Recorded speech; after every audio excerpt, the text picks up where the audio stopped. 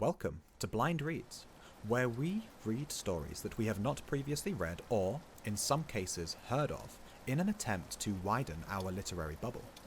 Today's story is The Nose, authored by Akutagawa Ryunosuke and narrated by myself, Samuel Lawrence.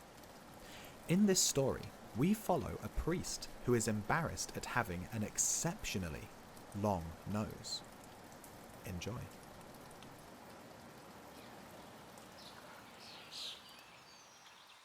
You just had to mention Zenshi Naigu's nose, and everyone in Ikeno knew what you were talking about. Never mind that his name ascribed to him the wisdom of Zen, or that he was one of the only 10 priests honoured to minister within the imperial palace in Kyoto. All that mattered was that nose of his. Uniform in thickness from base to tip, it hung a full 6 inches from above his upper lip to below his chin, like a sausage dangling down from the middle of his face. The nose had been a constant source of torment for the Naigu from his earliest days as a young acolyte until now, past the age of 50, when he had reached his present lofty post. On the surface, of course, he pretended it did not bother him, and not only because he felt it wrong for a priest to worry over his nose when he should be thirsting exclusively for the pure land to come. What he hated most of all was for other people to become aware of his concern over his nose, and what he feared most of all was that the word nose would come up in conversation. There were 2 reasons why his nose was more than the Naigu could manage. One was that it actually got in his way much of the time. He could not eat by himself. Whenever he tried to, the tip of his nose would touch the rice in his metal bowl. To deal with this problem, he had a disciple sit across from him at mealtime and hold his nose up with a long, narrow wooden slat, 1 inch wide and 2 feet long. This was not an easy thing to do, either for the slat-wielding disciple or for the Naigu himself.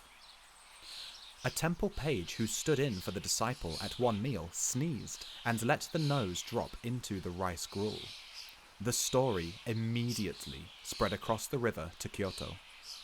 Still, this was not the main reason the Naigu was troubled by his nose. He suffered most because of the harm it was doing to his self-esteem.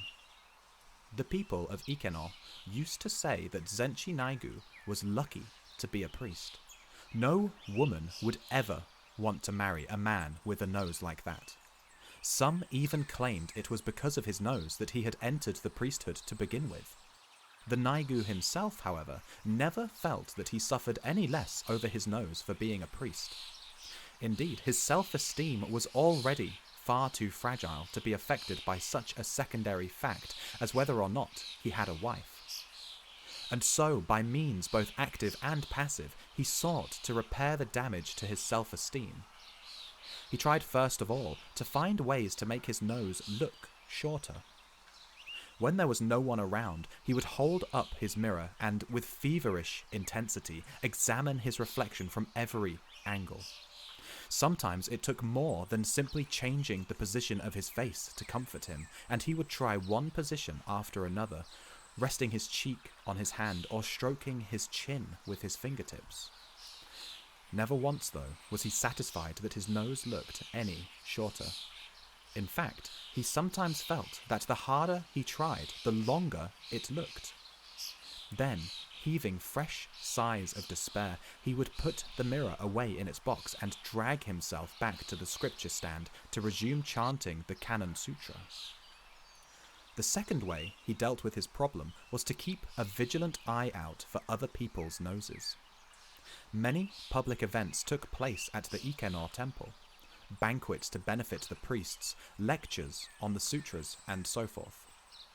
Row upon row of monks' cells filled the temple grounds, and each day the monks would heat up bathwater for the temple's many residents and lay visitors, all of whom the Naigu would study closely.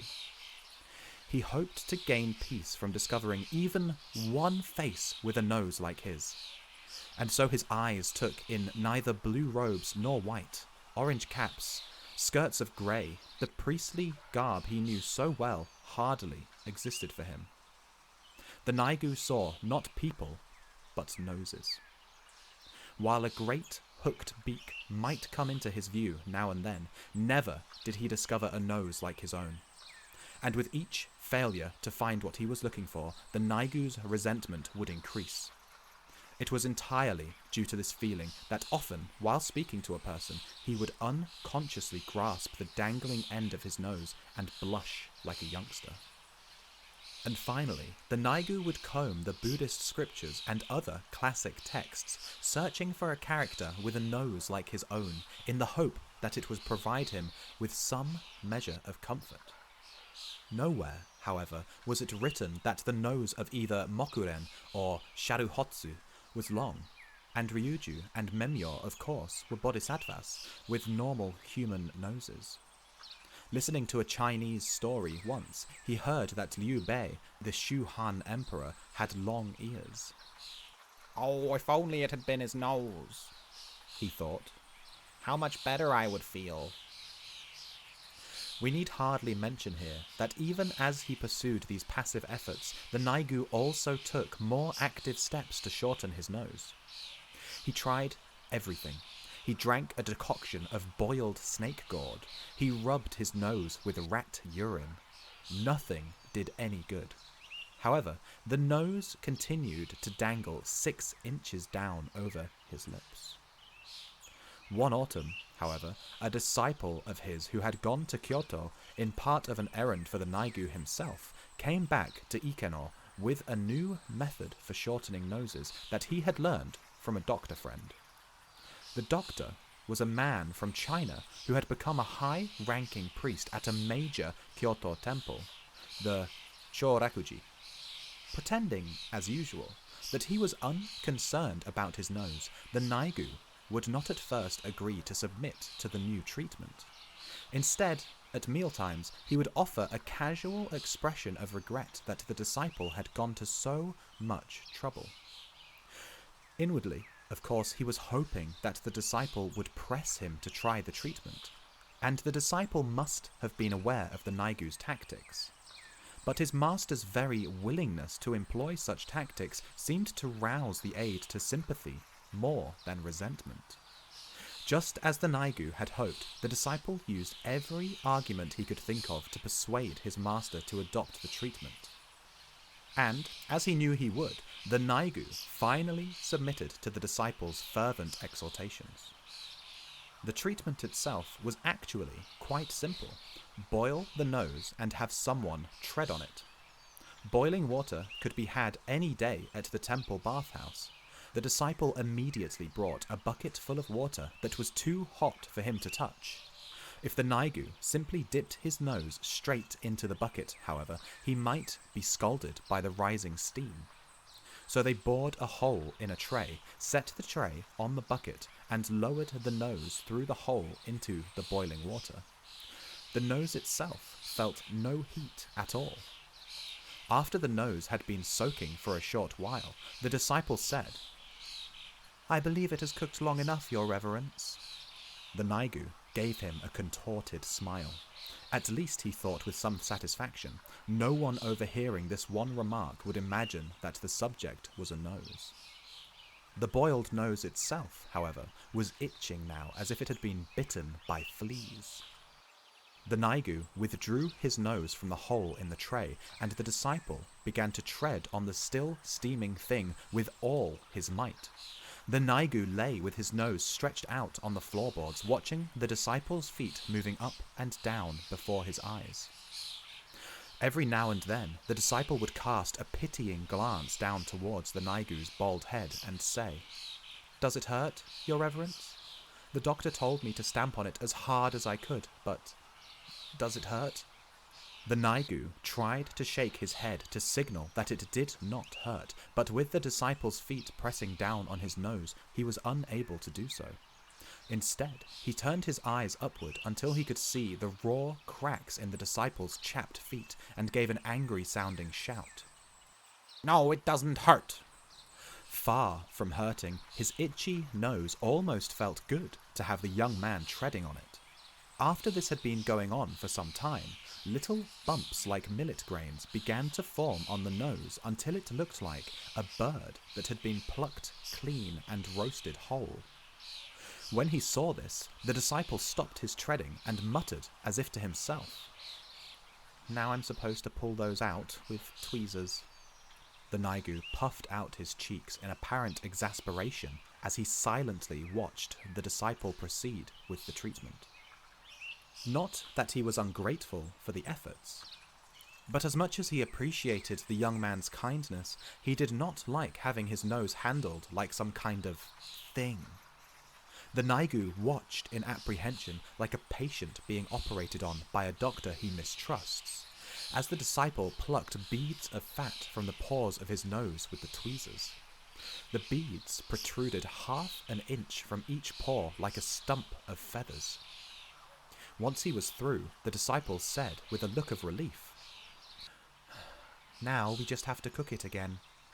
Brows knit in apparent disapproval, the Naigu did as he was told. After the second boiling, the nose looked far shorter than it ever had before. Indeed, it was not much different from an ordinary hooked nose. Stroking his newly shortened nose, the Naigu darted a few timid glances into the mirror the young man held out to him. The nose, which once had dangled down below his chin, now had shrunk to such an unbelievable degree that it seemed only to be hanging on above his upper lip by a feeble last breath. The red blotches that marked it were probably left from the trampling. No one would laugh at this nose any more. The face of the Naigu inside the mirror looked at the face of the Naigu outside the mirror, eyelids fluttering in satisfaction. Still, he felt uneasy for the rest of that day, lest his nose grow long again. Whether intoning scriptures or taking his meals, he would unobtrusively reach up at every opportunity and touch his nose. Each time he would find it exactly where it belonged, above his upper lip, with no sign that it intended to let itself down any lower. Then came a night of sleep, and the first thing he did upon waking the next day was to feel his nose again. It was still short. Only then did the Naigu begin to enjoy the kind of relief he had experienced once before, years ago, when he had accumulated religious merit for having copied out the entire Lotus Sutra by hand. Not 3 full days had passed, however, before the Naigu made a surprising discovery. First, a certain samurai with business at the Ikenor temple seemed even more amused than before when, barely speaking to the Naigu, he stared hard at the nose. Then the page who had dropped his nose into the gruel passed him outside the lecture hall. The boy first looked down as he tried to keep his laughter in check, but finally, unable to control himself, he let it burst out. And finally, on more than one occasion, a subordinate priest who remained perfectly respectful while taking orders from the Naigu face to face would start giggling as soon as the Naigu had turned away. At first, the Naigu ascribed this behaviour to the change in his appearance, but that alone did not seem to explain it sufficiently. True, this may have been what caused the laughter of the page and the subordinate, but the way they were laughing now was somehow different from the way they had laughed before when his nose was long. Perhaps it was simply that they found the unfamiliar short nose funnier than the familiar long one, but there seemed to be more to it than that. They never laughed so openly before. Our dear Naigu would sometimes break off intoning the scriptures and mutter this sort of thing to himself, tilting his bald head to one side. His eyes would wander up to the portrait of the Bodhisattva Fugen hanging beside him, and he would sink into gloom, thinking about how it had been for him just a few days earlier, when he still had his long nose. Just as he, who can now sink no lower, fondly recalls his days of glory. The Naigu, unfortunately, lacked the wisdom to find a solution to this problem. The human heart harbours two conflicting sentiments. Everyone, of course, sympathizes with people who suffer misfortunes, yet when those people manage to overcome their misfortunes, we feel a certain disappointment. We may even feel, to overstate the case somewhat, a desire to plunge them back into those misfortunes. And before we know it, we come, if only passively, to harbour some degree of hostility toward them. It was precisely because he sensed this kind of spectator's egoism in both the lay and the priestly communities of Ikenor that the Naigu, while unaware of the reason, felt an indefinable malaise. And so, the Naigu's mood worsened with each passing day. He could hardly say a word to people without snapping at them, until finally the disciple who had performed the treatment on his nose began to whisper behind his back. The Naigu will be punished for treating us so harshly instead of teaching us Buddha's law. The one who made the Naigu especially angry was that mischievous page.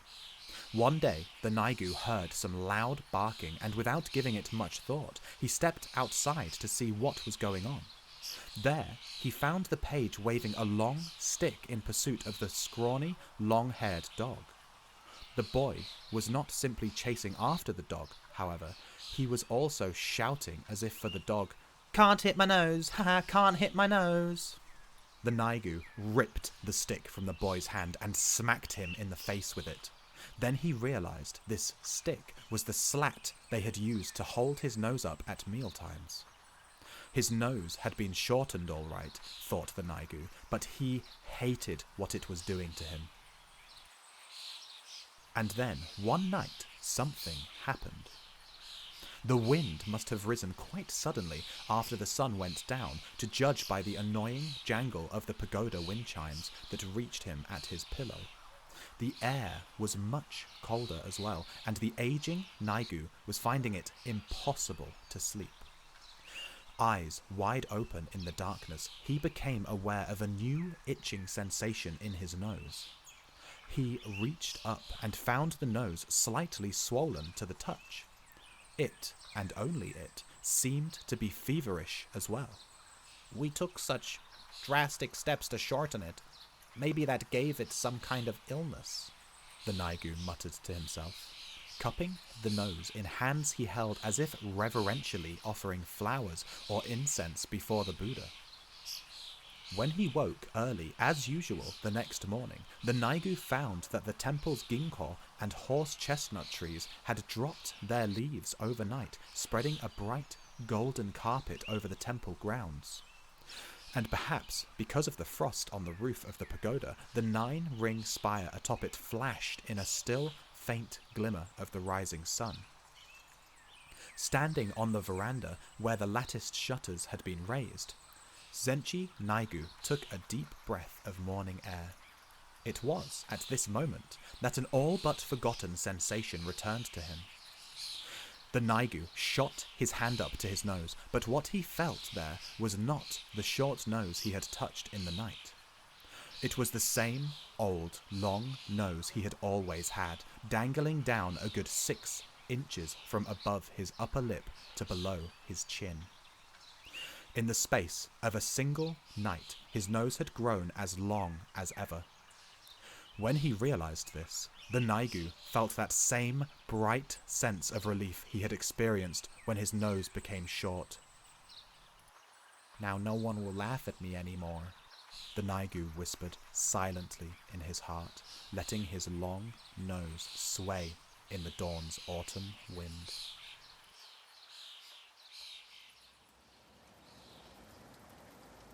Well, there you have it. With his nose shortened, Naigu finds that people will laugh at him regardless of his face. Could Naigu have been happy with his newfound appearance if he was treated with more kindness? Or should he have never shortened his nose at all and been happy with what he had? Let me know what you thought of the story below, and thank you for listening.